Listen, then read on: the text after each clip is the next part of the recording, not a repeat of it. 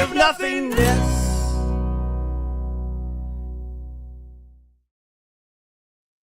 My name is Christopher Albright, and this is Panel by Panel, a show in which we read and dissect your favorite comic books, panel by panel. Today we have Mr. Tony Nacho himself, Anthony. I Nacho. I did forget it. Oh my god! So close. Lannaccio. Lannaccio. We did it. We did it. How are you doing today, Mr. Lannaccio? I am. Oh, there you go. I'm doing great. How are you, man? Thanks for having me on the show. I am glad that you showed up. So we are going to talk about Superguy issue 1. We're going to read the book. We're going to discuss the book. I'm going to ask you a lot of questions. This is the first comedy that I'm getting on the book. What do you have background-wise in comedy that makes you a professional here? I don't know if I would call myself a professional, but I've always been like from the roots of it. Like I'm always like the class clown. I grew up with my cousins. I was the one making everyone laugh and coming up with funny ideas and like pranking our grandparents and stuff like that. Real like stupid kid stuff. But I always loved telling stories, and no matter what kind of story I was telling, there's like an instinct in me to like add a joke, make something funny. Like I used to watch the Three Stooges and Marx Brothers with my grandpa growing up. So like, I don't know, everything. I always just felt like comedy was the main thing. Like I always felt like was the most important thing, like I always looked for it in the cartoons I watched. And I think a lot of the stuff growing up that I gravitated towards always had funny moments. Like I love serious stuff, but I don't know. I always needed like levity in my life, like I didn't have like a super dark childhood, but like it wasn't the best either. But like, being funny is what, helped me survive, like just laughing at the world. Right. So I don't know if that makes me a professional, but it definitely helped me try to be funny, like I'm never going to be like, hey, I'm the funny guy. Like I just try to be funny always. So I think I always have the most success when I'm not really trying, though, when it's just kind of natural, and writing helps me get it out the best way. Like I've tried stand up. That sucked for me. That I wasn't good at it at all. How long did you try stand up actually? I don't know, probably not longer than 2 years. That's not longer than 2. That's like, a good chunk of change, man. Yeah, but in a way that was like I never felt like it was the thing I was going to do or excel at. Like I always loved writing comedy, like sketch comedy. If I could have like found a sketch comedy group, which I've tried to do like on YouTube with friends, but like that would be a better path, I guess. It's just like stand up is the way for comedians, right? So like maybe if I stuck to it, I would have gotten better, but I don't know. It was always something I had to like push myself towards. And like, still to this day, I love great stand up, but it's kind of still mystifying to me in a way. Like, you know what I mean? No, I do. Stand up was also one of the things that I really loved. I love to watch the new people on the scene. You're like, oh, these are good. They only have like the one good joke. You watch the rest of it, go, oh, this kind of sucked. This is not as good as I thought. So let's talk about Superguy real quick before we start reading this and going through it. What inspired that specific thing, though? So really it was like out of necessity, right? Like it wasn't like I had Superguy in my back pocket. There was an opportunity to do an anthology called Unknown Heroes Volume 2. That was like in 2023, I think. And the prompt was just superhero team up. So just going back to what I just said, if I'm going to make a story, I just have to make it funny, right? So I'm like, I'm going to do a funny superhero, like I'm going to try to do it because I've seen funny superheroes before, and it could be really corny. It could be hard to like pull off or be original, right? So I figure why not kind of lean into that almost. So like even with his name, it's like Superguy. Like I only didn't call him Super Dude because that was all that, Nickelodeon probably has that copyrighted, or else I would love to call him Super Dude, but Superguy's a public domain name. So I was like, all right, I'm taking that, like he can't be Superman, obviously, but I'm going to in every way try to be like, you get what I'm trying to do here. Like, it's not straight up parody, but I want to make it clear, like from his design to his name to everything about the book that it's a comedy, right? Absolutely. And so the idea I had was, what if there was a superhero that had a sidekick, but he let the sidekick do all the work, like, but he took all the credit. Just like a guy that everyone loves is lazy, and they don't seem to notice that he has a robot that's doing. It had to be a robot. I love robots. I love fictional robots. This kind of mirrors a little bit of One Punch Man, right? Or no, not at all. So I don't really like watch, like, I'm not against anime, right? But I know who One Punch Man is. I know who One Punch Man is. It's just like, it's not an inspiration, I guess. But what? So I would love to know like the comparison though, for sure. Well, no, first I just want to say we have a hot take. Mr. Anthony Lannaccio says, I hate anime, and we're not doing anything with that. Be quiet. No, the main comparison, though, is that One Punch Man is a lazy man. His sidekick it's a humanoid robot guy. Like, he looks like a robot, or looks like a human, but he's a robot, and he does most of the work. One Punch Man, the difference, though, is One Punch Man always comes in and saves the day at the end. I don't know if that's the same in this story. We're about to find out. Are you ready to read and go through some of this? Yeah, let's do it. Let's do this. Let me open up. We're going to talk first about the cover itself. Oh, yes. Tell me, what's going on here? How much input did you have when you did this? This was 100% my idea, I guess, for the cover. So it's Michelangelo's The Creation of Adam, right? Like, it's Superguy in this sense. It would kind of make more sense if Robot Guy was Adam in like the exact scenario, and Superguy was God, because of course in his own world Superguy is God. But it just I thought it was funnier this way. So like, we got Superguy where Adam would be.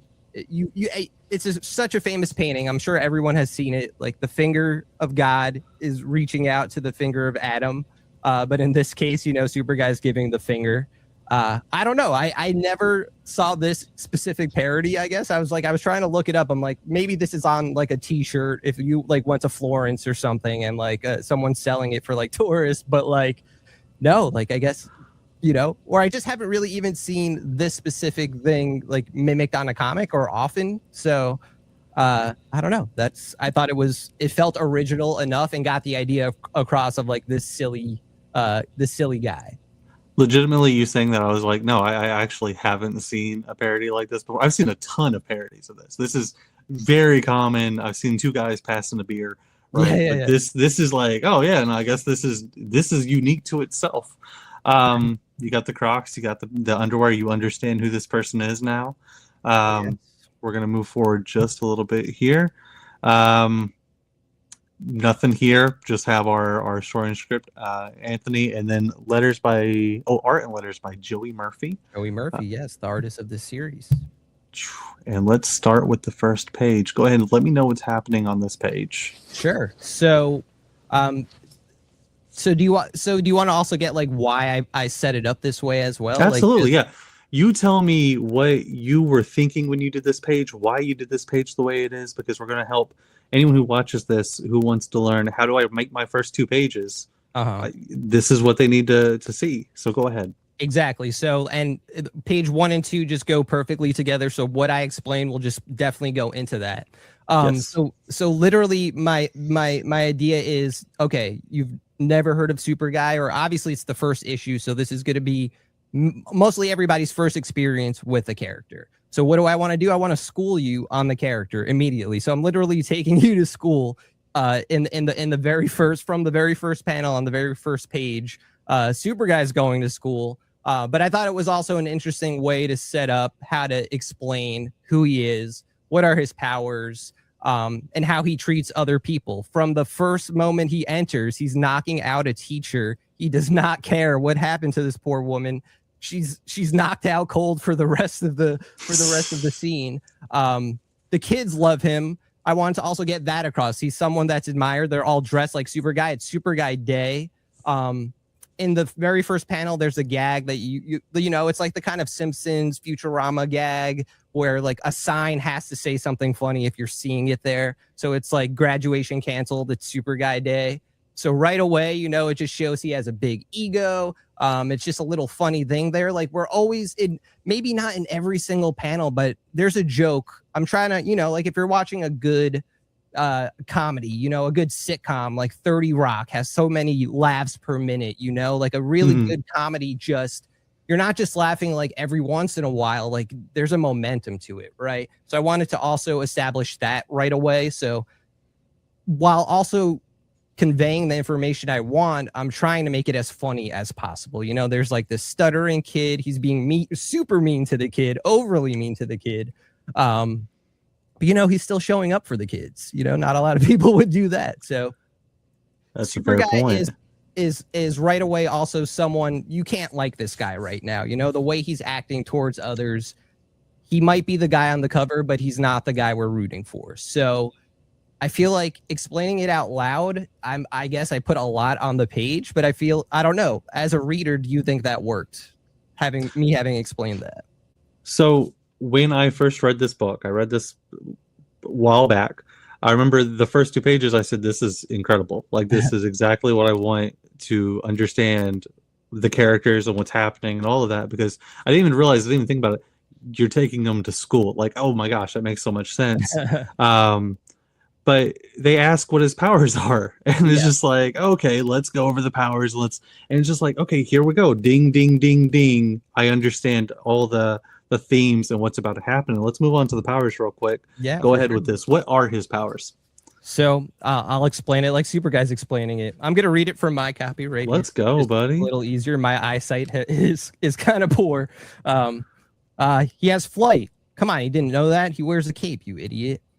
Super strength, the kind that'll send 10,000,001 elephants packing.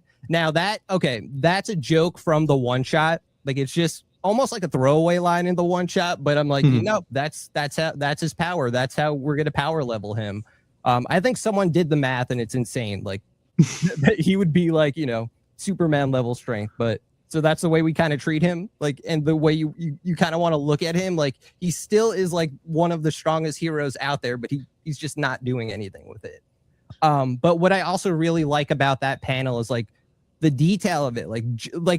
Joey drew so many elephants. Like not every one of them is a specific gimmick, but if you look, there's like a mobster, there's like an army dude, there's a guy with an eye patch and a knife, there's like a guy that looks like a wrestler, there's like a bunch of different ones.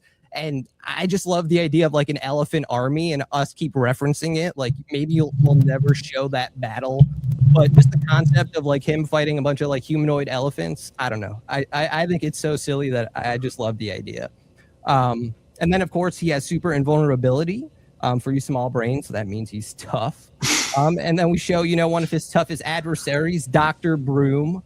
But his broom doesn't do anything. It actually breaks over Superguy's head because, that invulnerability is keeping him safe. And I love Dr. Broom, obviously the stupidest Dr. Doom, Dr. Broom. Like, that's not a big brain joke, but I think it's like a big part of Superguy is like, I don't care how silly it is. Like, if it's making me and Joey laugh, then it's probably making someone else laugh, like, and I don't know. I just love these, like, I don't want to call them throwaway villains because we're gonna keep using them, but like that's Dr. Broom. Like, is there much more to realize about him? He's got a broom, he's gonna whack you with it. That's exactly what I was about to ask, is how often he might come back. But to be a throwaway villain who can keep coming back, eventually you're gonna be like, man, I love Dr. Broom. Like he's my guy. And like you said, so you mentioned before, the Futurama styled references and these little scenes or these little jokes running throughout. You want to make the person actually look at that page and see the little Easter eggs that we put in there. Yes. You also mentioned jokes per minute. Is there a jokes per page that you try to hit when you're writing this? No, definitely not. There's not. I wouldn't say there's a science to it, right? Like I'm not. Like I actually now, like I might try to go back and see like if there's a true rhythm to it. But it's really just kind of what feels right, I guess, as I'm reading it. Like I don't want any page to be overly serious. Like there's definitely some drama that I try to inject in there to like make the story a little beefier and have a little bit more weight, but never at the expense of a joke. So I don't know if there's a page that doesn't have a joke. Maybe as we go through it, I'll I like notice that. that, you know. I like that. Never at the expense of a joke. Like Right. just drama be gone. I don't even care. We're gonna move forward and let's see what happens next. We're still in the school. Oh, we're still in the school. The kids are excited. Yes. He's just told them all about his powers. Yes, but now he's a little he's getting hungry, and he was promised food, which is now we're finding out the real reason why he's there, because he was promised food. It wasn't really to help the kids. He's always hungry. That's just part of his gimmick. He's always. We also have the kids screaming at the robot. This is Yes. from your one shot before. Is that right? So Robot Guy that's where Robot Guy comes from. But what do you mean? Like it's not I don't repeat any of the scenes, if that's what you mean. No, the robot guy. That's where he comes from. This is why they're scared of him. Is from that one shot. Well, so not necessarily, I guess. Although Okay. that could be a reason to explain it. Like the way I was considering it is the ongoing gag is like whenever anyone really sees Robot Guy, like they hate him, like inherently hate him. Like the humans just treat him that way. So either they're scared of him or they just like look down on him. Like someone in the background's gonna be like, "Boo, we hate that guy." You know, like it's just part of like how I want Robot Guy to be perceived at this point. Yeah. You know, kind of like in a way, and I'm not saying that this is what it's based on, but like Meg in Family Guy, like everyone's just constantly like trashing on her. Like that's like her character the whole entire series. I always find characters like that. I don't know, like you could think or Toby in The Office or Jerry in Parks and Rec, like that one character that obviously like there's nothing wrong with that guy, but like the way everyone reacts to them is just like, why are you being such an asshole? You know, like. So you name Toby and you name some other names. I love Robot Guy, and I'm thinking to myself, "Oh, this makes me sad." Like I didn't realize I was supposed to feel that way. Yeah, exactly. Like I kind of like that's the thing. Like Robot Guy is the character that I want you to sympathize with. I want you to, you know, root for, and like he's the real hero. But if you read the one shot, the thing is that that's not how he starts. So there's kind of like this mirror thing happening where Superguy is not a villain. I don't want to ever push him to be a villain. Maybe he's like really a douchebag, but I don't ever want to toe the line too hard where it's like he can't come back from it. Because the bigger story I want to tell is obviously, you know, I don't want to keep Superguy. Like, yeah, Superguy's still going to be the jerk that he is, but I want him to be redeemed in some way. At least that's the path I have for him in my head. Okay. And Robot Guy is kind of just has to win the love of the people, I guess. So that's why I'm also trying to set him up as someone that like no matter what he does, people still see him as like this disgusting thing, you know, like he shouldn't, he doesn't belong where, you know, in the big city. So we have page 1. We have them asking who Superguy is, finding out the powers. We show the powers page 2. Now we're showing Robot Guy is hated by these people. You know, want to kill him. Let's see what page 4 has. Sure. And tell me what's going on here. So immediately Superguy's like, get out of here, man. Like, you know, like I told you to wait outside next to the fire hydrant. Just like completely disrespecting him. And you know, and he's calling him creepy, and he's like, the kids don't like you. Get out of here. You're scaring the kids, you know, like it makes him feel bad. And he's saying robots don't have feelings. And he's like, robots have feelings, man.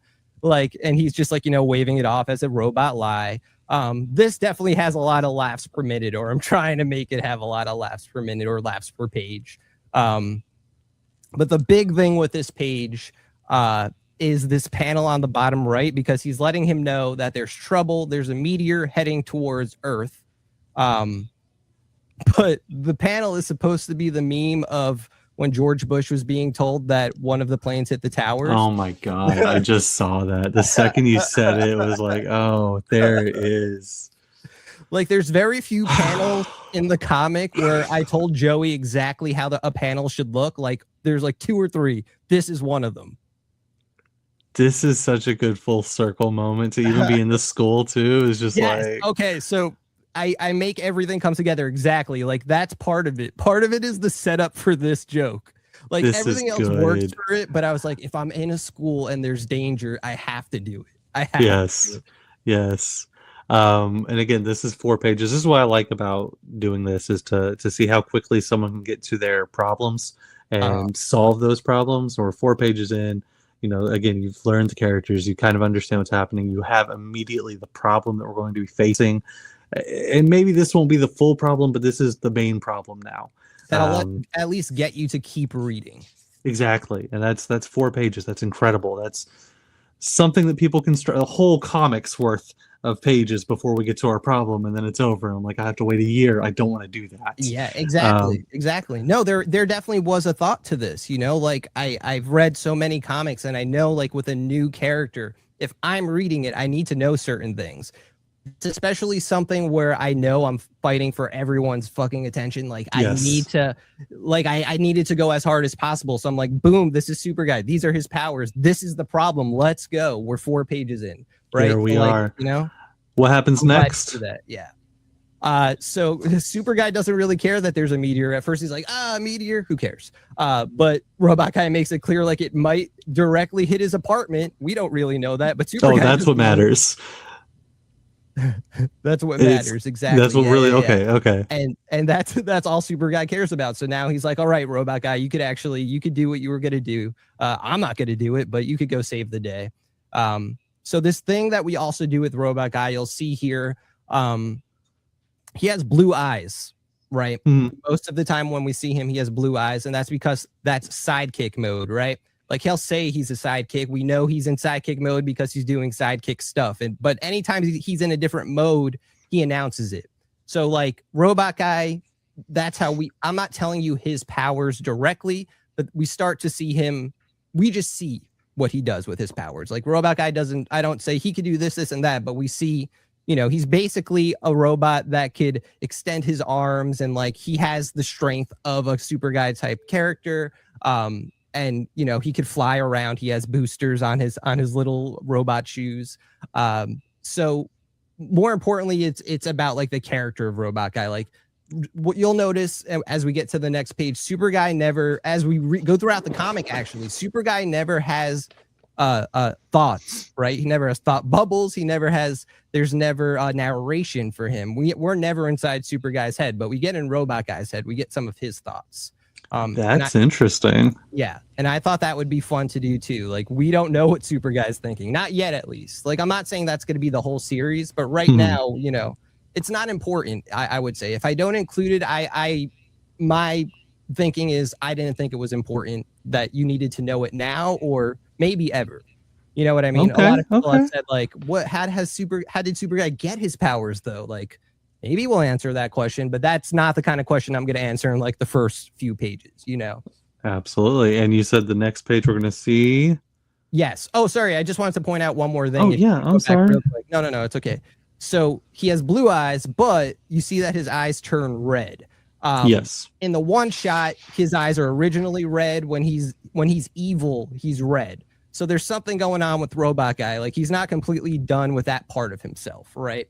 So very subtly, we as we go throughout the comic, you'll see that his eyes change different colors at different moments. It's like his emotions, We should have, if you real quick, give a short explanation of what happened in those 10 pages for the one shot. Right. So the one shot, in a very similar way, starts off as hard as possible. Superguy gets a call from the president that aliens have come to attack the White House, invaded Earth. They need Superguy's help. He's like, you have the strength of 10 million elephants. I need your help. So right away, it's also telling you that 10 million elephants line to give you like a hint. Okay, this guy is, no small potatoes. 3 hours later, he goes to the White House to confront the alien ships. Is immediately attacked by Robot Guy. Robot Guy beats the stuffing out of him. But it's raining and a lightning bolt comes down and hits Robot Guy. It shuts him down and he gets rebooted. As he's rebooting, he's like, who am I? And he's like, and Superguy says, I don't know, you're just a robot guy. You're my sidekick.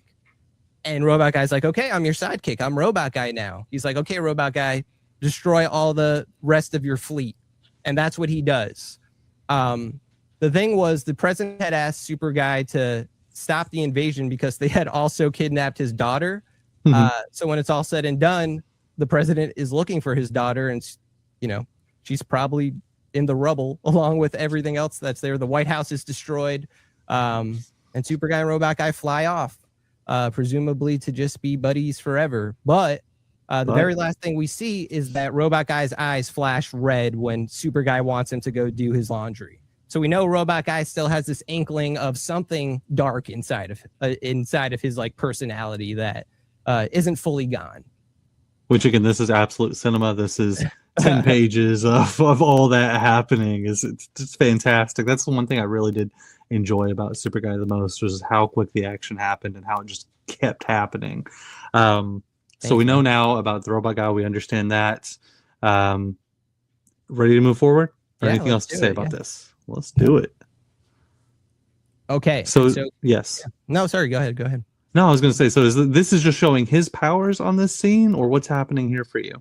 Yeah. So, in the bottom few panels, we get to see, he's destroying some meteors that are hitting Earth. He's lifting a car. He's saving people. He's doing things it's showing his powers, but more importantly for me is that it's showing things that you'll never see Superguy do. We haven't seen Superguy do anything heroic. He's saving kids, he's saving people that are trapped in the car. They all see him. They know he's not Superguy. He's doing things because he's a hero. He's questioning it. This is where we get some of that narration. If he doesn't stop this, no one will. Millions will die. Like, why would, he had come here to do the same thing. He could let it die. Like, why not? But like, he's having these thoughts, right? So that's where the more dramatic, more serious side of the comic comes in, because every funny guy needs a straight man, right? Like, a lot of the humor isn't going to come from Robot Guy, but it will definitely be directed at him. And I guess some things he does is funny, but like, to me, he's like the heart of the comic, right? Like, so I want to get inside of his soul as much as possible. So that's what we're doing here as well. We're getting a little flashback from the one shot in the same moment.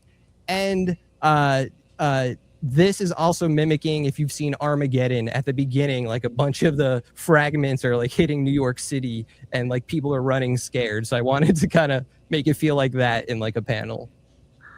I love that. I do love the callbacks. I'm sure we're going to see even more, but when you're writing these characters, right, you always have to get into their headspace. You have to say, I am that character right now. Which one is easier for you to get into, Superguy or Robot Guy? It's definitely Robot Guy. I thought so. I was looking at this going, this is cake when you were writing it. You knew what you were doing. But it is because, like, Superguy, like, I try to make him relatable in the sense, like, we could all be lazy. We don't want to do anything. Good, sit on the couch, veg out, like, that's totally relatable. And like, even being a jerk, we could all be jerks in our own ways. Absolutely. Yeah. But like, we don't have superpowers. Like, it's not about, I guess, relating to Superguy. Like, I do want it to feel like we don't know about him. Like, he is, like, in the world, he is like a celebrity, right? Like, people love him despite what we already know about him. Even for, like, it's not like, the deeper thing I'm trying to do with Superguy, I guess, is if I'm like revealing like a secret, I guess. I don't think it is. I don't care. I fucking wrote the thing. You wrote it. Go for it. Like, I just feel like Superguy, what I'm trying to tell, the story I'm eventually trying to tell with him is like, we see it every day. Like, we have heroes we look up to, or that some other people claim are heroes. It could be either one, but they're not the people that they portray, and they're not, everything about them is unheroic, and yet, you'll still find people that love them. You can make this as political as you want. You can make it as like celebrity oriented as you want. But the point is, like, that's a relatable thing, right? Heroes being flawed. And that's definitely right. So that's definitely like the biggest thing with Superguy. Like, this dude is a super flawed hero that everybody in the city loves. Here comes a real hero who's actually not a hero. He's someone that is completely wow, I can't talk. Wow, it's like saying Lannaccio. I'm not gonna even try to say it because the antithesis. Yeah, keep going. I couldn't say it. Of Superguy, right? So I don't know. So like with Superguy, I want him to just have a bit more of Superguy and Robot Guy are having a journey. I have an idea of where the characters are going, the things that are going to happen to them. But from the get-go, I at least want it to feel like they couldn't be like there's nothing, we can't see how they would bond. You know, they're just Superguy's just a dirty dude right now, and Robot Guy is just like, why would you don't want him to be friends with Superguy? You know, it's just they're sidekicks in only like they're partners in only name. You know, like you're wondering why would he's poorly treated, so you're like, why would you deal with a guy like that? You know, I appreciate the depth of thought for each of these, even though there's a bunch of silly jokes and random things you're doing. I appreciate the depth of thought for each one of these characters that we're trying to do, as well as what's happening in the panels to show them. We're going to move forward ahead and see what happens here exactly. So this page specifically is definitely the biggest thing for it, is that we have this joke here, this little 3-panel joke. And it's this couple that like we're probably going to keep bringing back in like a similar thing. Like they're going to just have like this kind of small story every time they pop up. Their marriage is not going well. And it's just like an opportunity in this, like going back to like everything else on the page is super serious. Like Robot Guy's like, am I a hero? Am I a sidekick? He's having a flashback. His eyes are changing color. Like, or am I something else? You know, like he's on the verge of this moment where he's like, maybe it's just like how I was just talking about him, but now he's like, I'm trying to internalize those feelings, I guess, like as simply as possible too. He's like, he's just asking, am I a hero? Am I just destined to be a sidekick for Superguy? Or am I destined to like kill him? He's choking him out in that panel. He's remembering. He doesn't forget, what had happened. But we're just not dealing with that directly yet. Like obviously, if Robot Guy could remember that he was this guy, like what's going on? Like, so Robot Guy is having a lot of conflicting feelings right now. And basically like, this is his moment to decide. And to go to the joke real quick, just to clarify that these guys think it's Superguy doing this. He's just much shorter than usual. Yes. And that's part of it too. Like that's almost like after I had the idea of, oh, look, I have a sidekick doing all my work. It would be a little funnier if they even thought the sidekick was him. So like it can only really work a little bit, like maybe this one time, and I can't use that joke again because like in my head, even the logic of it is like he obviously looks different, but the colors are the same. He's far away, so that's why I threw this part in here. I can't read the what does she say here about their marriage? Oh, he says that's only a trick of the light, and she says, "Oh, just like our marriage." He's like, "What? Like, what does that even mean? What do you mean?" This issue 2, do we already have them in issue 2? No, I don't think I brought them back. Oh no, I was ready to follow their story. They will return though. Okay, so we have again, Superguy is an external hero. We can see externally what he's doing. Robot Guy, so far, is internal. We're reading what's happening inside of his thoughts. We're going to move forward for us, and now we're dealing with some more emotional thoughts and some more battling here. What's going on? So this page, immediately before I had any words for it, I just had the image of this, right? Like a meteor is coming towards Earth. Robot Guy is here to stop it, but it's not a meteor he sees, it's Superguy. Like it's when he realizes like, no, I don't have to deal with this dude anymore. Like, why am I doing this? Like, he's nobody. Like I could be that person. And he's getting mad. He's getting mad about it because now he's like, like, I don't know. I'm definitely aping something. Like I could think of like a million shows and movies where it's like the main character sees like the person they hate, their face is like on something it shouldn't be. And they're like, but I just like that image. Right. And so I hadn't seen this version of it, I guess. So that's what's happening on the surface. But then, Superguy is just taunting him. That's all he hears. It's not actually Superguy, but it's Robot Guy imagining the things that Superguy is saying. And we see he has red eyes here. In both panels that we see Robot Guy's eyes, his eyes are red. He's remembering the final panel of the one shot where he's doing Superguy's laundry, and he's like, "Wait a minute, like fuck you." And that's what's happening here. There's something very subtle happening here too in the very last panel. First of all, this isn't on purpose, and I don't think Joey even knew the meme until I showed him. Do you know the Oh, I Arthur thought I meme? immediately knew the meme. Yes, the Arthur And meme of that fish apparently, shaking. yeah, and that like that's what I see 100%. But apparently, Joey had Absolutely. not seen that. I was like, "What? That's the Arthur meme." Like that's the, and so like I wish I had thought of that. I guess, but I'm glad it's in there either way. Um, That was subconscious on Joey's part. He I just think didn't so, right? realize. Right. It's such it's the perfect choice for it. Like it's what it should be. I'm Um, gonna stop you real quick because yeah, you said you were aping something. You felt like you were aping something. One of the pieces of advice that I heard on here before was, tropes. There's a reason we use tropes, right? When they're done it correctly, they're really effective. And this for could be sure. considered a trope.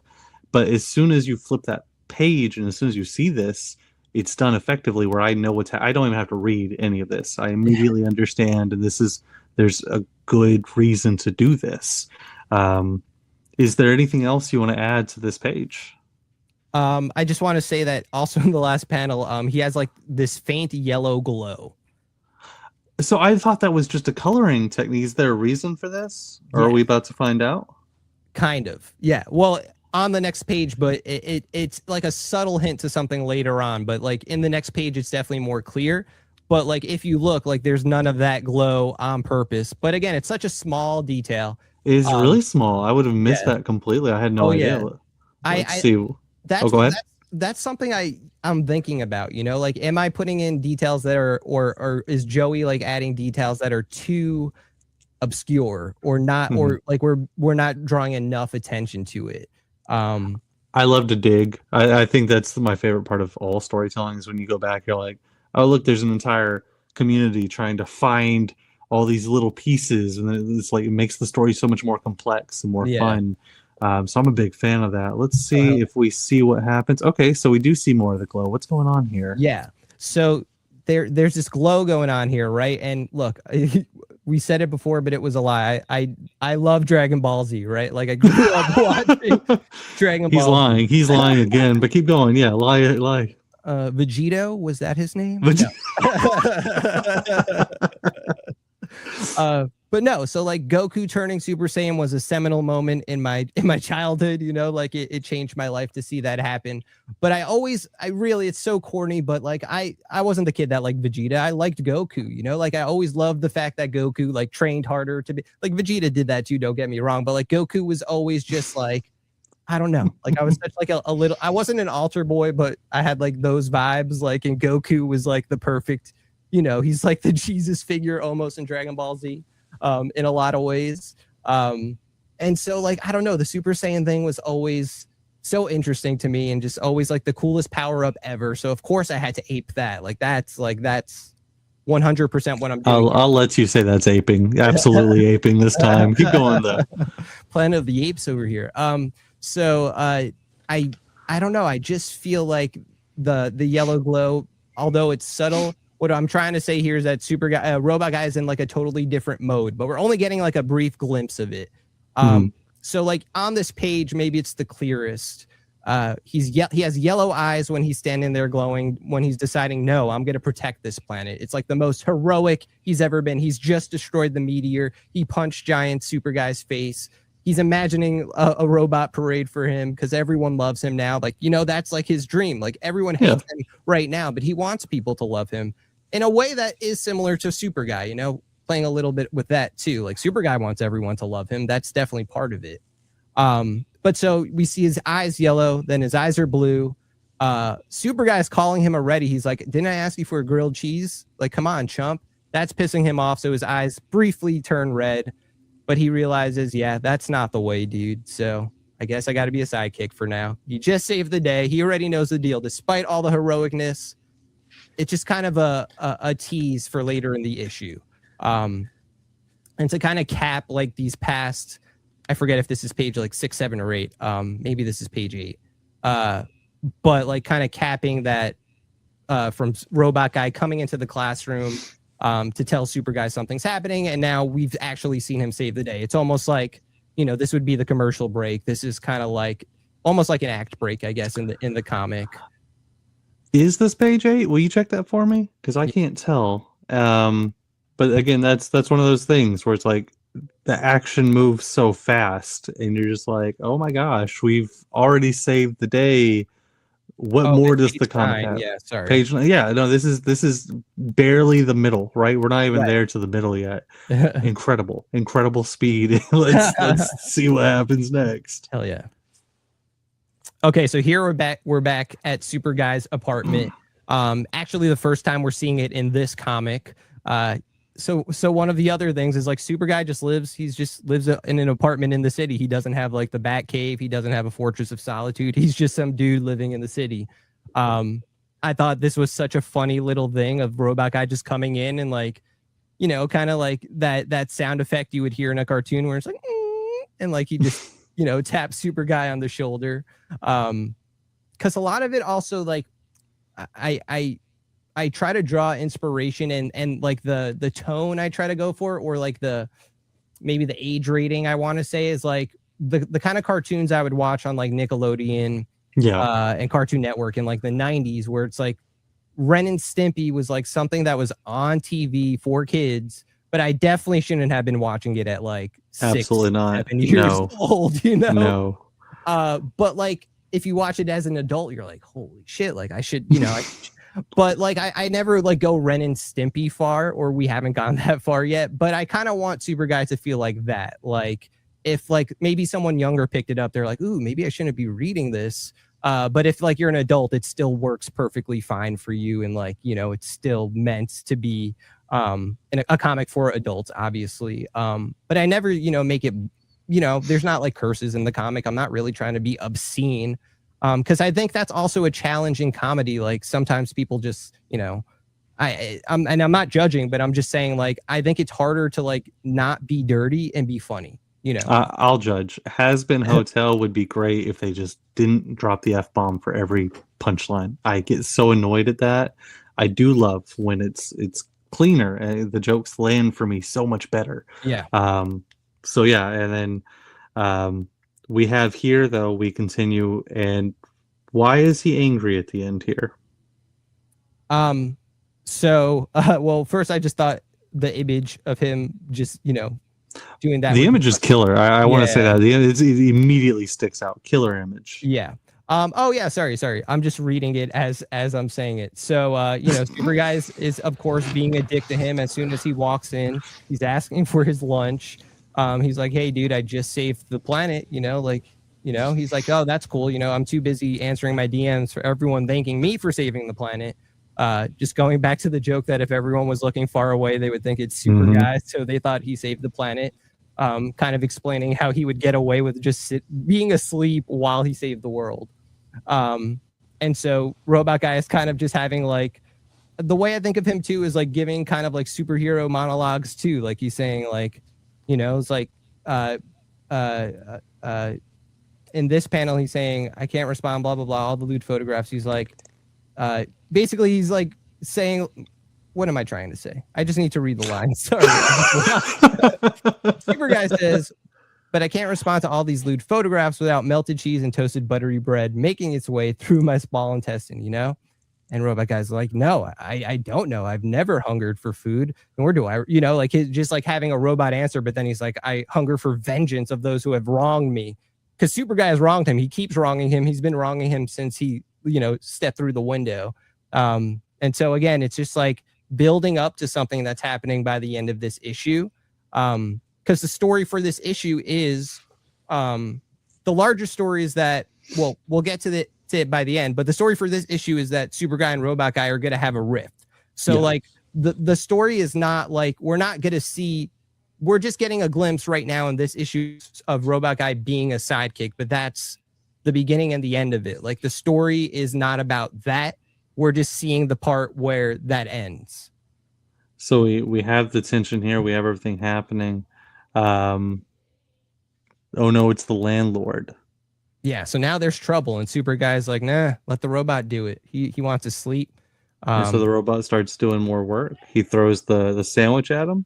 He throws a piece of cheese. Yep, he just immediately nails it. I thought that would just be a funny visual. Is it okay to move forward? We have more here. And then Robot Guy has the purple eyes, which means he's now in hero mode. Okay, so the eyes. So blue is sidekick mode. Yes. Red is evil robot mode. Evil robot mode. Yellow is Vegito mode. Yes. And then purple is hero mode. Yes. Do we have any other more colors? Uh, no, I think that's it. Okay, Yeah, that's it fantastic. for now. I didn't even catch the There's purple no more eyes. colors I that didn't even yeah, there's realize definitely. that. All right, let me see what happens next. This is a double page spread. Oh yeah. This would be page 12 that you did this? Um, think so. Yeah, yeah, yeah. 12 and Okay. 13. Right there in the middle, and then we have every single thing Robot Guy did to oh, is that KKK Kringle? Oh, that's that's cool. Tell me about all of these villains and let me know what inspired them. Sure, sure. So, right away, I just wanted to try to see if we could pull off a double page spread.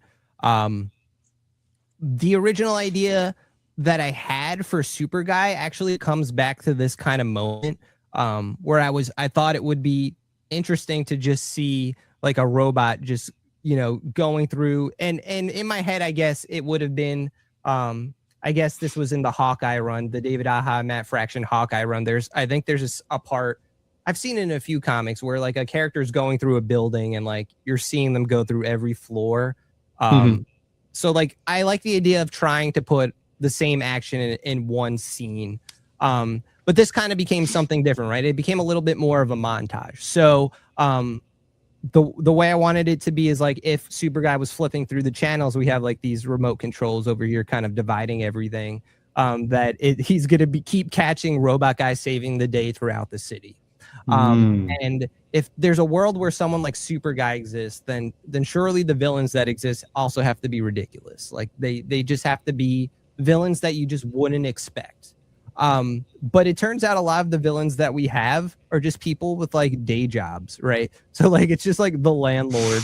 Well, maybe that's a day job. That's debatable. But we got the landlord, and he's not giving people their money. He's being mean.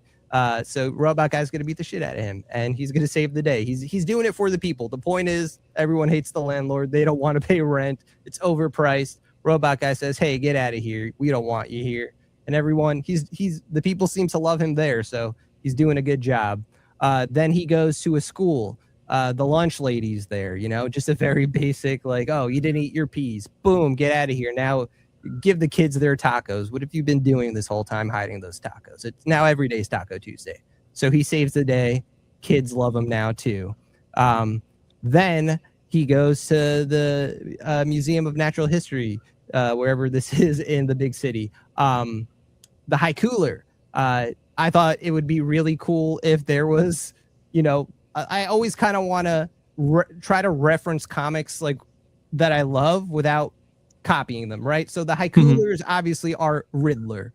It's just what could be the funniest version of that? So I thought it would be funny if there was a villain that spoke in haikus. I thought it would also be a fun like writing thing to just try to write haikus for him. So that this part was fun. These are all haikus. I made sure to count all the syllables many times.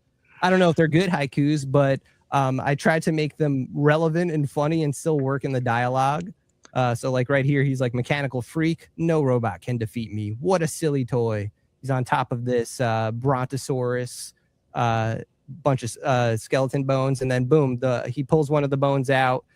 He's toppled. Ouch, foiled again. That's 5 syllables. I may have a concussion, no bones about it.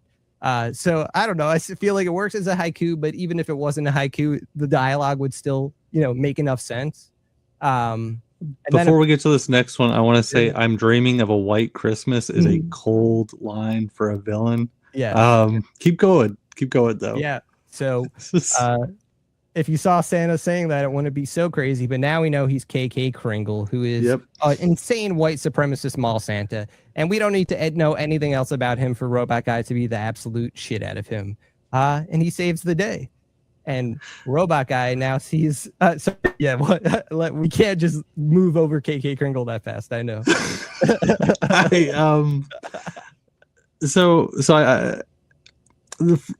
Okay. So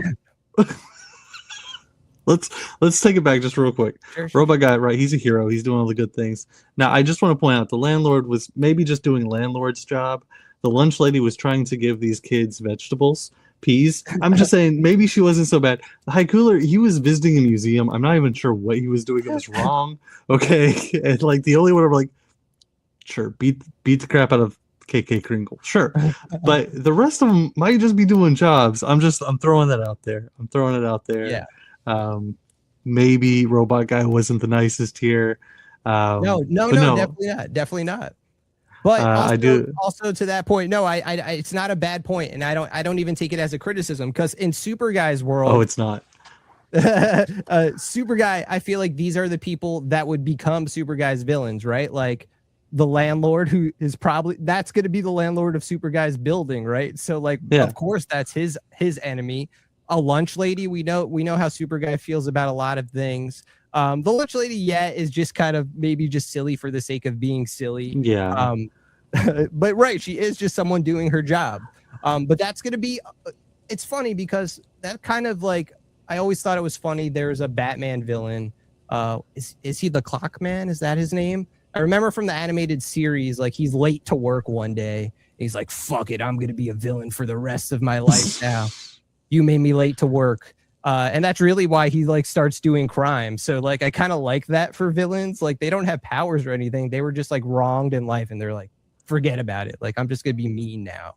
The Um, worst Batman one I can remember, I think there's like the Condiment oh Master yeah, or the whatever. Condiment Man. Yeah. Like also not a bad guy, just someone who gets crappy out of him. It's fine. Exactly. So I think there's also, I mean, it's sad something funny about that too. Like they obviously don't deserve to get beat up. But I don't know. I like the fact that the landlord has a giant key. Oh, is that what that? I can't see it here. I was about to ask what that sword was because it had a Deadpool type symbol. I was like, well, what is Yeah. this supposed to be here? So there's But yeah, the actually a key. lot of Joey in all his art is putting a lot of crazy Easter eggs and background details on this page. Yeah, even I have to like take a look in front of it myself. But in the cafeteria, I think if you like zoomed in, you could see what's his name, Calvin.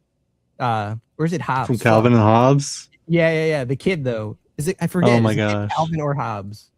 Listen, I don't know. But he's in there. He's in there. If you like, he's sitting at the cafeteria. Like he's. You can't. I guess we can't zoom in. But We if you, can't. it's just a cool detail. You know what I mean? Like Joey just throws a lot of stuff like that in. If on the TV, what the TV says is like going back to like that kind of Simpsons Futurama like sign gag. Like it says, "Cool new robot hero saves mall saves." Cool new robot hero Hold on. saves mall. Santa racist? Question mark. Question mark. Fantastic. Okay, let's see what happens next. So we finally, I think this is boiling up to a head, right? Yes. So robot guy comes back to the apartment. Super guy's like, where the hell have you been? He says something about a dentist, and it kind of super guy, it's like, yeah, oh hey, wait a minute. And then it's actually he's going along with it. Like you think he's like, hey, I'm on to you. Like, of course you want to go to the dentist. And he's like, no, haven't you gone to the dentist last month? And he's like, wait, I can explain. And then of course it's not about that. He's seen the TV. He knows what's going on. And then he punches Robot Guy straight out the window. It's the first time we're seeing Super Guy actually use his powers in this comic, and it's of course to attack Robot Guy. Yeah. Now, this also comes back to the storytelling aspect of, I think the Simpsons do this where they present a problem and they solve a problem early in the episode, and then later on there's a brand new problem that the actual situations. Is that right? Yeah. And so is that when you were learning to write, when you were writing this, is that something that you wanted to focus on, or was that just happenstance? Because we had the media right, and reading a bunch of indie comics, it's normally like, oh, there's the problem, and I'm never going to see anything new. But here, I got that additional problem. I got the new climax to the story. I mean, that's a great question. I definitely can't be like, oh yeah, I was definitely doing that. No. I wasn't. But I still, again, going back to like trying to make, look, like this might have been my only shot to put out a comic for real, right? Yeah. Like I had no idea how it was going to turn out. So number one, that's why it's 28 pages. It's a little beefier. But I feel like every indie comic needs to like compete with every other indie comic and the big comics. So I really wanted to put as much in as possible, and that also counts for stories. So if I just did the story part about the meteor, like maybe if I knew for a fact, like, hey, we're a publisher XYZ, and we're going to give you 6 issues of Superguy guaranteed, then maybe I could flesh out more ideas and not like kind of like blow my load, so to speak, for like certain ideas. But it's kind of a cool writing challenge, I guess. I'm like, what if that did happen, but we're brushing over, we're just moving past it. That isn't the story.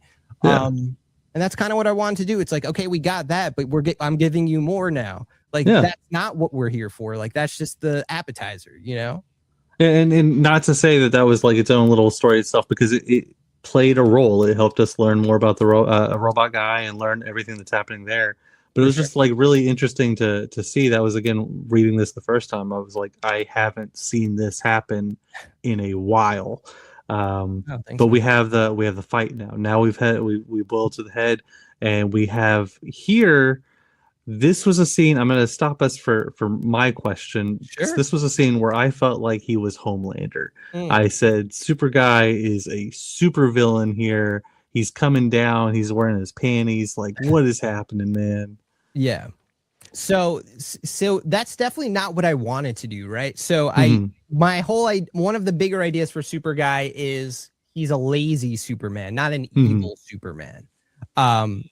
Not that I hate evil Superman, because to be honest, I don't really hate evil Superman, but it's been done a lot, right? So I don't think I have anything new to bring to that idea, even if I love it.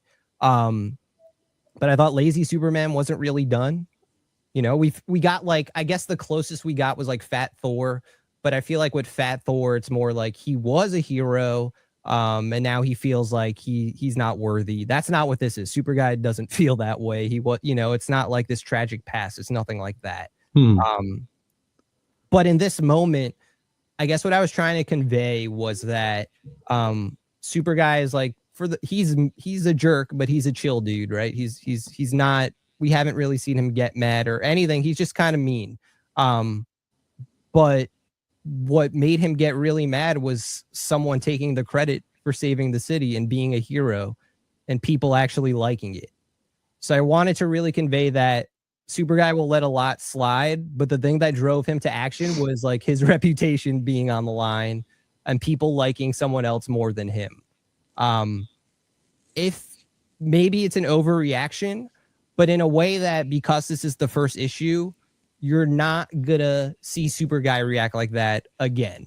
Like it's you know what I mean? And I don't know if that's conveyed. I'm only explaining it. So no. You're explaining it very well, because that was going to be a question I was going to ask. Is how, because this is, you were talking about towing the line. You don't want him to go so far that he can't come back, and this is right there at that line for me personally. Right? Yeah. Someone else might read it differently, but it was one of those like, oh, okay, this could be a villain now, but we have to bring it back, because I've seen some of issue 2, and it's like, oh well, I think we fixed most of this, and we don't have him like this anymore. But yeah, no. So he gets upset because someone has taken credit and is getting more attention than him. Right. And then it does. I mean, when you throw your friend into a skyscraper, I guess they're not friends yet, but when you throw them into a skyscraper, it might be an overreaction. Right. Just a little bit. Anything here on this page you need to go over before we go to the next one?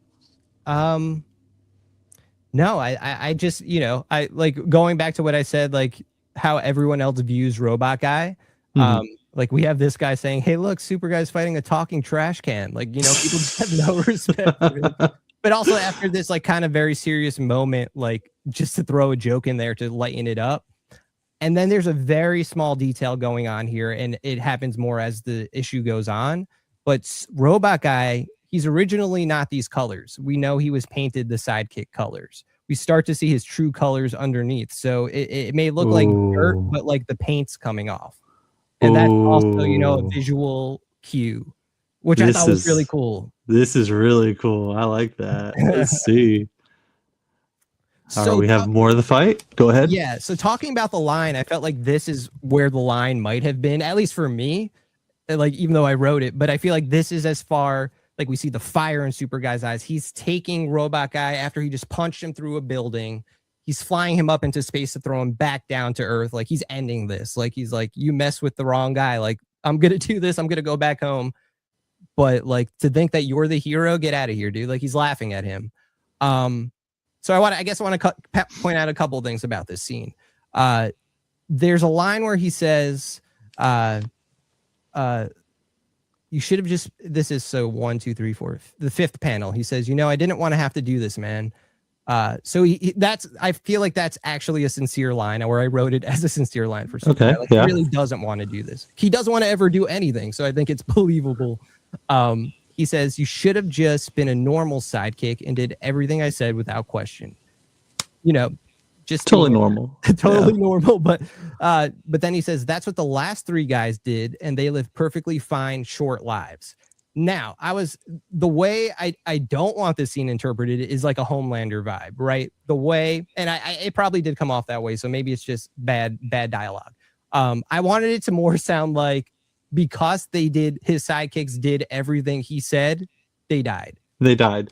When you read it to me just then, I was like, oh wait, did he kill them? And I was like, wait, no, because I didn't read it that way at first. So Okay, good.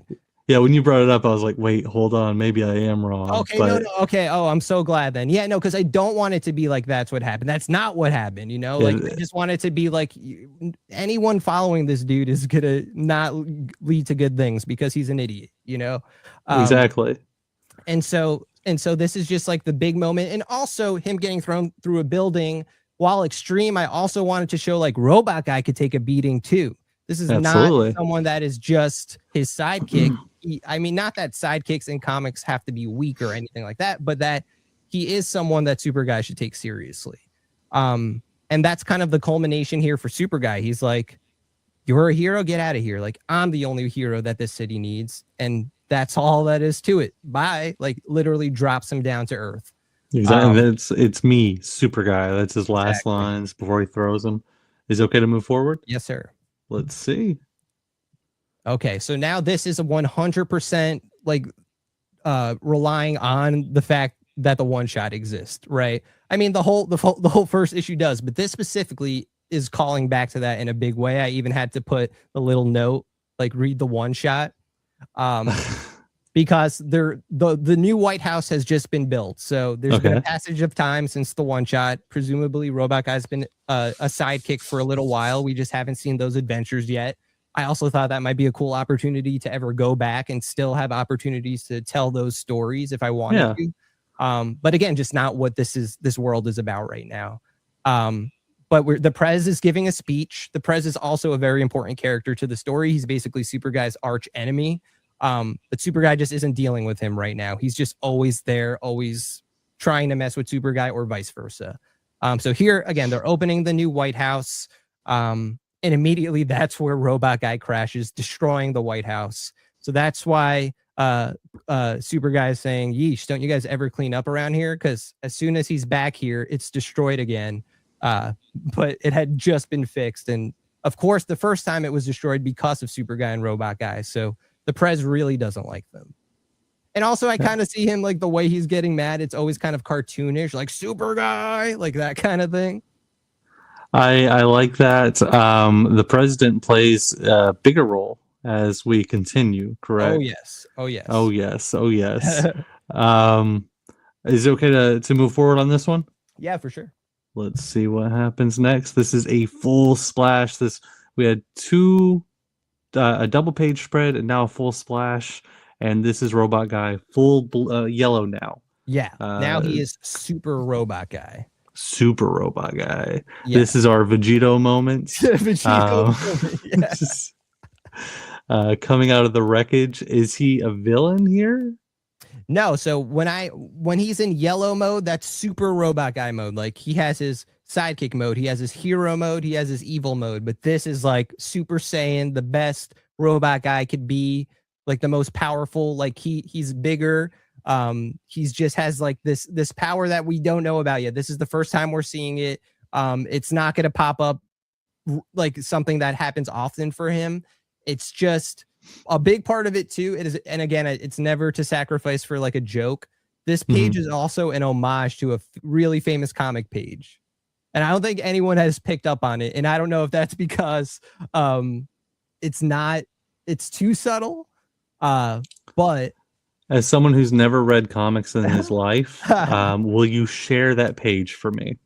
This is supposed to be the page when Jean Grey comes out of the water and she's Phoenix. Again, as someone who's never read comics, I hope anyone who knows what you're talking about is like, this is great. I see it. Jean Grey, that sounds like a cool character too. No idea who that could possibly be. But okay, so it's an X-Men homage. We have him, the Rebirth, and we have Super Robot Guy. And all the dialogue is also an homage. Like I was trying to change the lines to make them as funny as possible. Oh, for real? Yeah. Oh, so that's like, fantastic. Hear me, X-Men. No longer am I the woman you knew. I am. I forget what she might say. I am stronger, and then she says, "For now and evermore, I am the Phoenix." You know. Did she say I'm slightly taller too? Yeah. That's. I love that. That was a callback to the previous joke of like the short robot. Yes, he's a short king. So let's go to this next one here. We have straight up just the fight scene again. We're coming back to it. Yes. So they're fighting now. Now they're fighting for real. They're Robot Guy is now on the level. He's Super Robot Guy. Boom! Immediately punches Superguy in the face. He loses a tooth. But we're also, putting some more story tidbits with the Prez. He's important. What he's doing is still relevant to the story. So he's talking to someone. He's like administering the injection, and it's like, but sir, she's not ready. Very, very like basic kind of like, oh, inject. Oh no, the president's on the line. But on purpose, like the Prez to me is like that kind of character. Like he will be deeper, but like that's all you need to know about him. And so he does a line. I'm not saying it's cocaine. It's kind of pink. It's like an experimental drug. It's such a small detail. But like if you like zoomed in on his baggie, it's like an experimental like serial number. Like he's like doing something.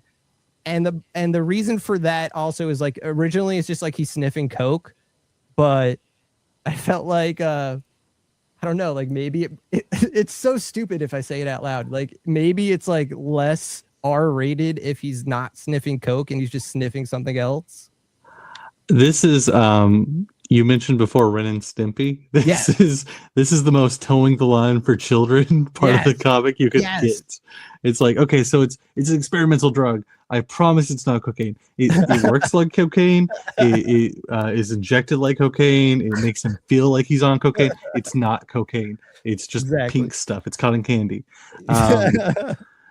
Talking about the punch real quick. He loses a tooth. How important is that to you? The idea of Superguy actually getting hurt by something. I think the most fun part about Superguy, and at least this first arc, is that we want Superguy to get beat up. And absolutely. Part of his journey to redemption, although it's again, that's not even really what it's about. It's just I feel like naturally the comic has to deal with that. But I want him to get beat up because that's what I want to see. He's a piece of crap, right? And he's got to learn, like he's got to learn, like he's messing with people now, and like he's not the only hero. He's not the only person with powers, and he's been mistreating Robot Guy for a long time. So he's gonna lose some teeth if he keeps running his mouth, basically. There it is. So let's move on from the Coke president.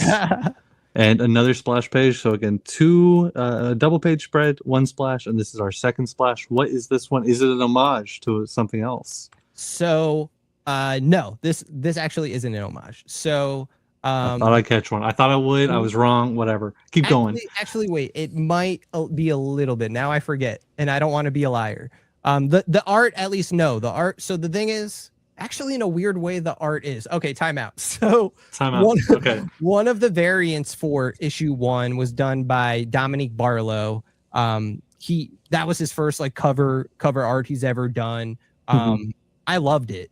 The way the variant was very similar to this. It was Robot Guy and Superguy fighting in the city, but you saw like on just one page on the cover like the action happening at different moments in time.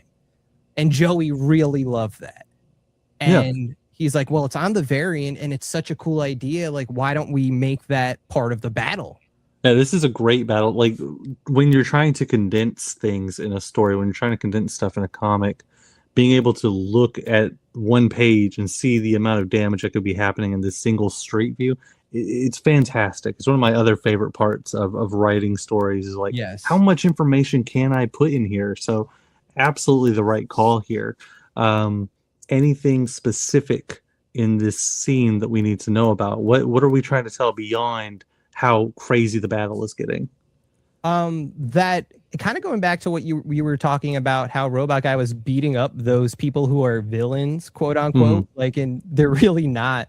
Like here we see Robot Guy, who's now a Super Robot Guy, fighting Super Guy, destroying buildings. No one, this is like Man of Steel level. No one caring about the infrastructure of a city. Like their buildings are literally toppling as they're fighting.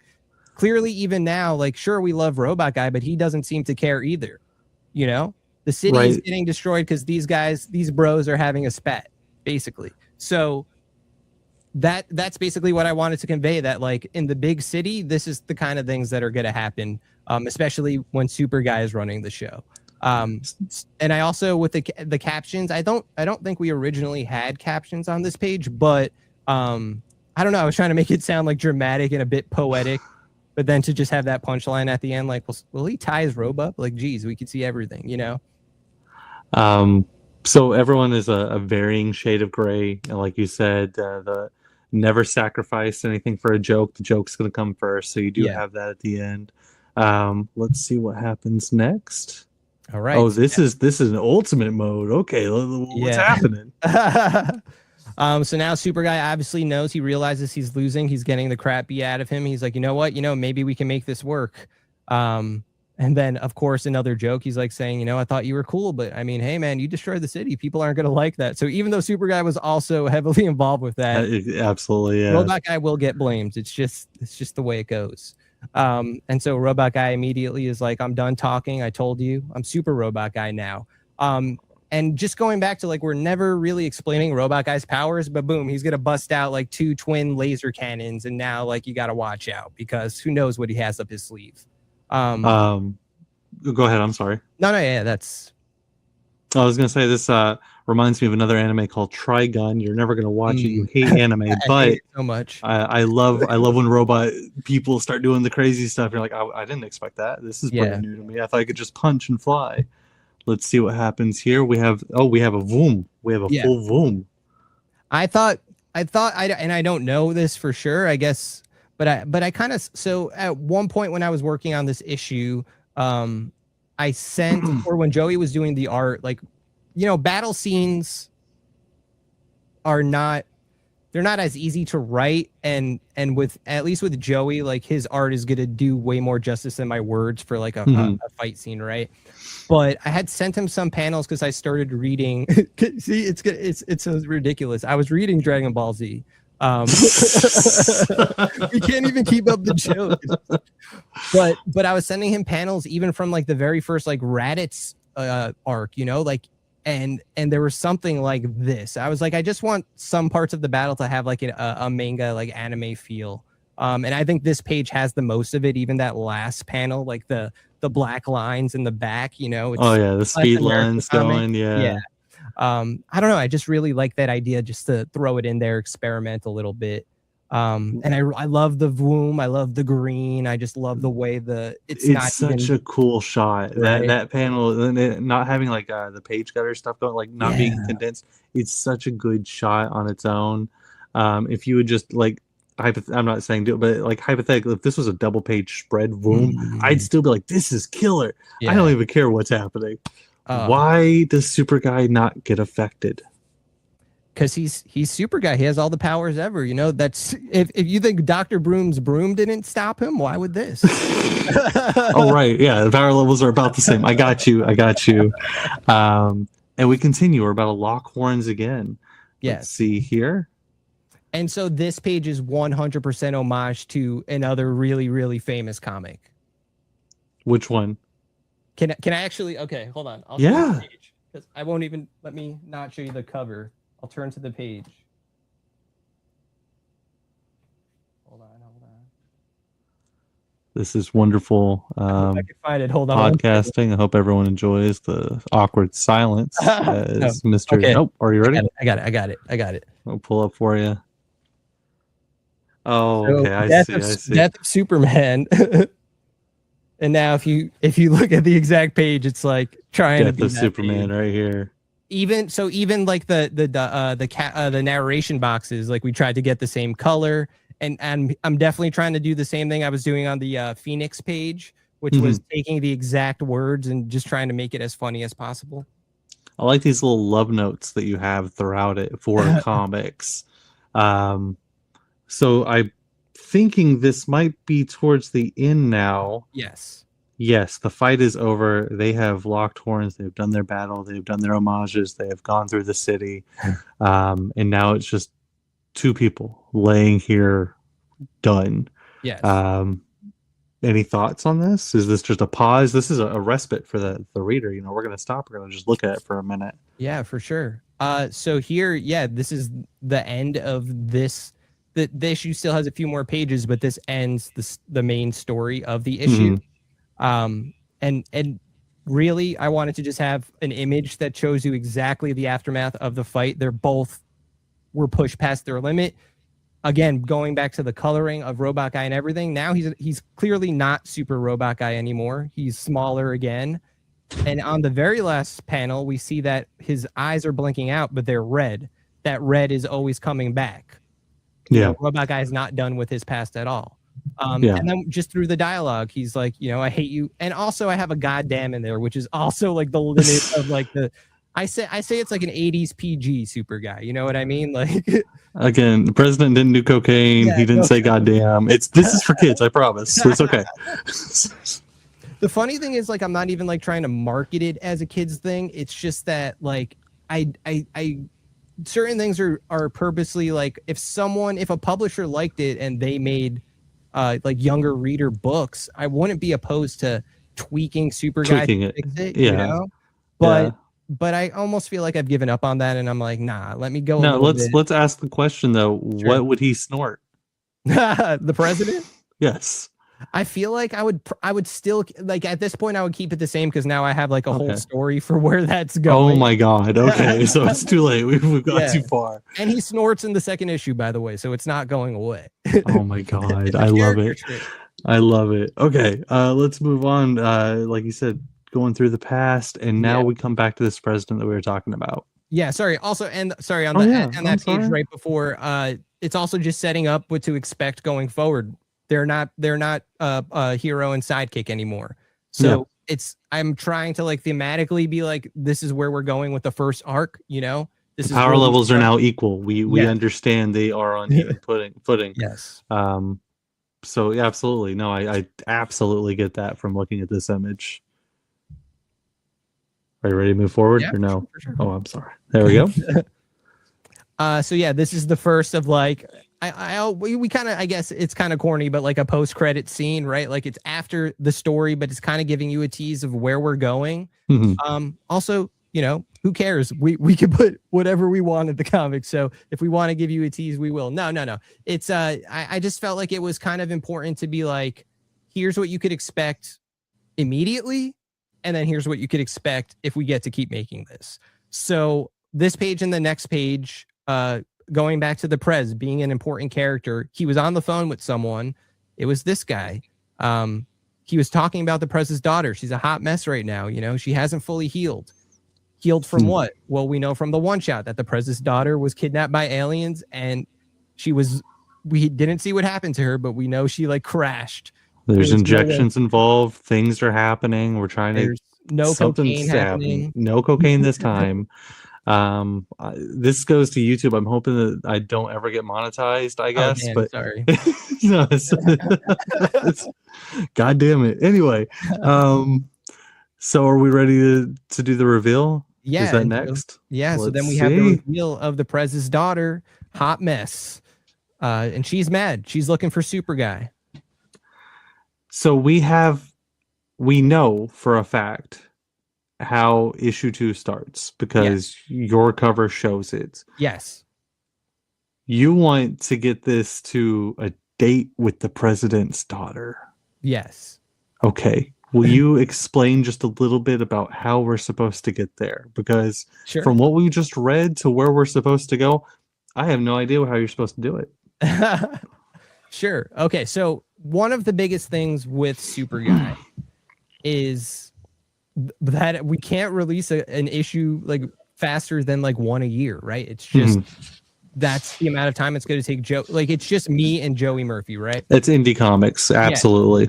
So it's just the way of the way it works. So my thinking of each issue is like let's make the issue stand alone as much as possible, where at the Mhm. very least you're getting a nice, chunky, fun story that's going to contribute to a bigger story, but that in each issue it's just like its own fun adventure. I love when comics are like that, right? Like yes, there is a bigger story, but issue 2 might feel very different from issue 3. Like there's like some people do it really well. But what I wanted to try to do was again, nothing is sacrificed for comedy, right? So I want to make it as funny as possible. Like okay, Superguy and Robot Guy are no longer partners. So how does that play out? Well, that story is the natural continuation of what we just saw. But now we're injecting Super Guy needs people to fight, like we have the funny throwaway villains, but he needs big dogs, right? And Hot Mess is the first big dog of the Super Guy universe. And she has motivation, right?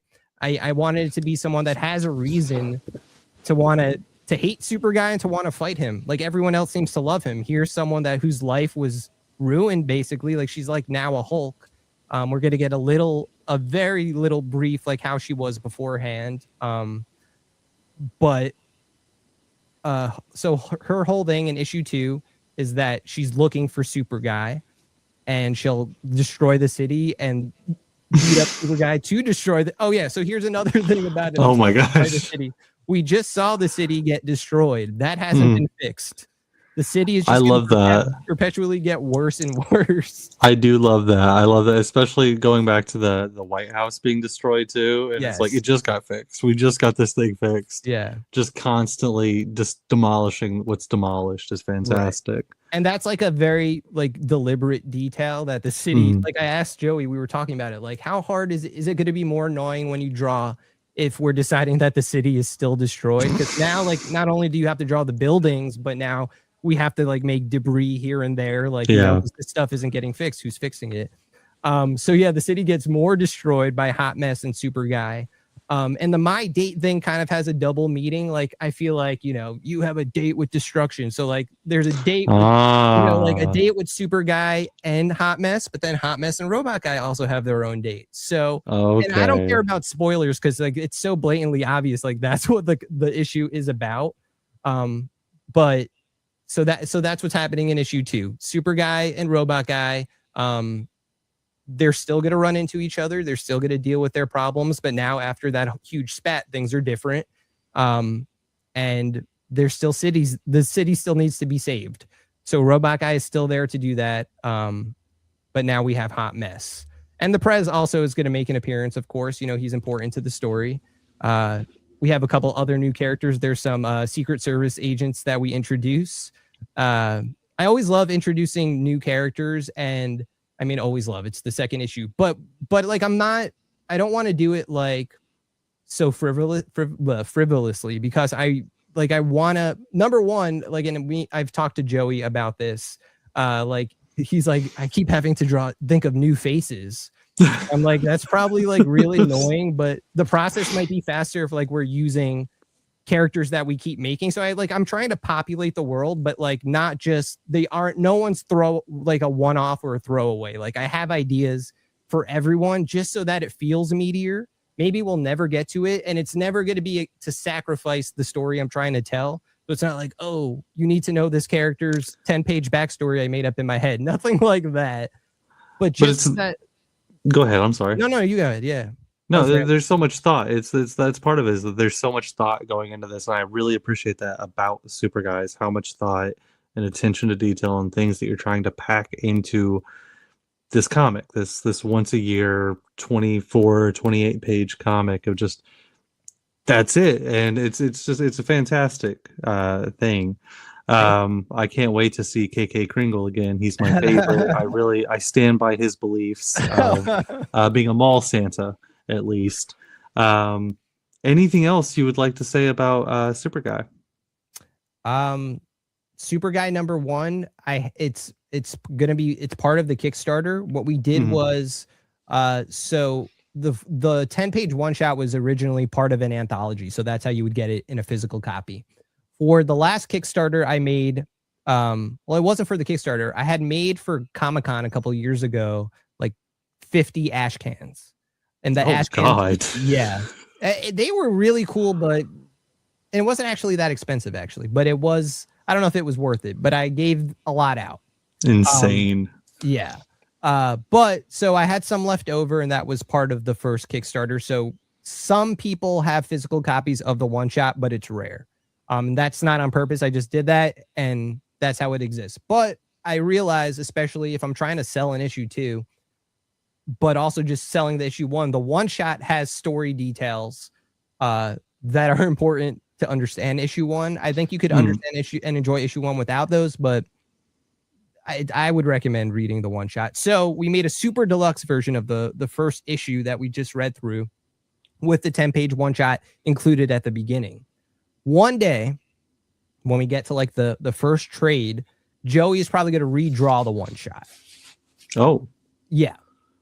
Because the one shot was like our very first comic project, right? Like okay, Joey has drawn before and stuff like that, but I think we would probably tweak it a little bit, like when we could have it as part of a full story. And I think Joey's art has definitely just improved so much since that one shot.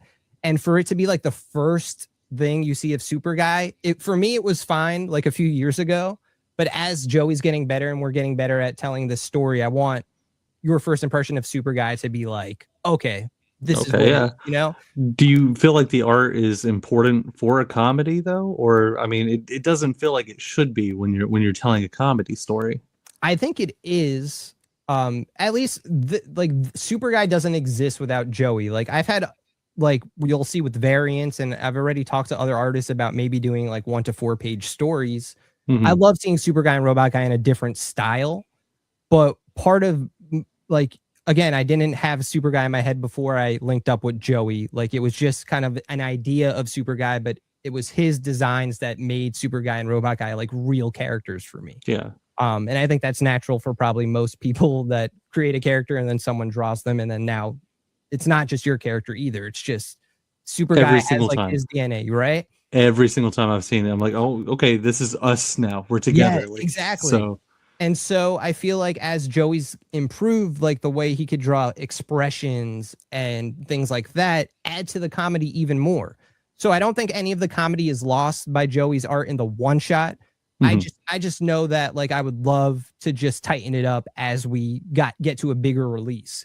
And I think we kind of have that luxury either as indie creators because we're the only ones putting it out. No one's telling us how to do it, right? And so exactly. if I tweak my comic that maybe 150 people read, but now if 500 people read it, it's the improved version. Cool, you know, like why not? Like if George Lucas could do it with Star Wars, I could do it with Superguy, right? Absolutely. Absolutely. But no, the art is so important. And I love Joey's art, and I back all you know, the one shot he did, the first issue and the second issue. I think we're both improving as creators. And it's fun to see because this is our first series, you know. No, I can't wait to see more. I'm excited for you. Again, the thought process that you put into it, I can't stress enough how important that is for me as a reader, as someone as a fan, because it's like, oh, I can read this page and go, someone cared, someone thought about it. Yeah. And so just threw something up and just, I saw it in another comic. It looks great here. I also think that's what people get wrong about comedy, like that it doesn't take serious thought to make something funny, you know? I turned in a script one time to a friend who said, jokes might not be for you. And I was just like, oh, okay. Okay. So, but jokes can always be tightened up, right? Yeah. Like you could always make a joke better. And that's the cool thing about them too. Yeah, absolutely. All right. We're going to go ahead and end this here. Sure. Where can people find you? I am Mr. Tony Nacho everywhere on the internet. My name is Anthony Iannaccio. But I'm actually building a website. It should be done very soon. So maybe even this week as of the recording, MrTonyNacho.com. But I'll tell you guys about that if when it exists. But that would just be a place that has like the videos I have and my writing, podcast stuff. I'll check it out as soon as I see it. And the campaign for issue 2, what's that titled? So it's called Superguy #2, My Date with the President's Daughter. The exact title of the campaign is Superguy 1 and 2, My Date with the President's Daughter. It's running on Kickstarter until March 14th. As of this recording, we're like 68% funded. So we're almost there. Hopefully by the end of the week, we get there. I think we will. But I just want everyone to check out Superguy. I think this is one of the coolest, if not the coolest interview I've ever done for Superguy. It's got me actually really energized to write more. So thank you so much. Heck yeah, brother. All right. Well, I appreciate you, Mr. Lannaccio. No, did we do it? Oh, yes. You have a wonderful night. Thank you so much, man. Dude. Thank you. Bait for the bait throw. Trash for the trash throw. Welcome to my emotional thunderdome. I am creative nothingness.